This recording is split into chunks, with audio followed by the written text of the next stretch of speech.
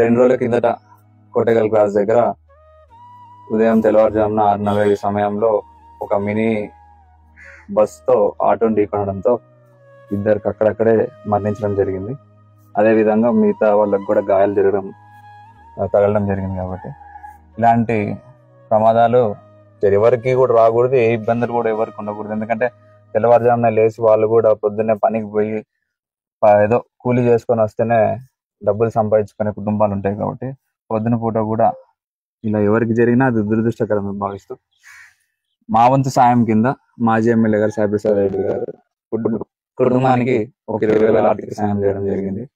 అదేవిధంగా ఎవరైతే గాయాలు పడ్డారో వాళ్ళకు కూడా మా వంతున, అంటే మా ప్రభుత్వం లేనప్పటికి కూడా మానవతత్వంతో మేము కూడా వాళ్ళకి సాయంగా అండగా ఫ్యూచర్ లో కూడా ఏదైనా ఇబ్బందులు ఉంటే కూడా వాళ్ళు మమ్మల్ని అడిగి ఏ సాయమైనా మేము చేయడానికి రెడీగా ఉంటామని కూడా తెలియజేస్తాం. అదే విధంగా ఇప్పుడుండే ప్రెసిడెంట్ కూటమి గవర్నమెంట్ కూడా ఇలాంటి ఇన్సిడెంట్ల మీద కొంచెం ముందుకు వచ్చి, ఎందుకంటే ఇక్కడ ప్రాణాలు పోయినాయి కాబట్టి వాళ్ళకు కూడా ఎంతో కొంత ఫ్యామిలీకి అండగా నిలబడి సాయం చేయాలనేది కూడా నేను వాళ్ళని కోరుకుంటా ఉన్నాను.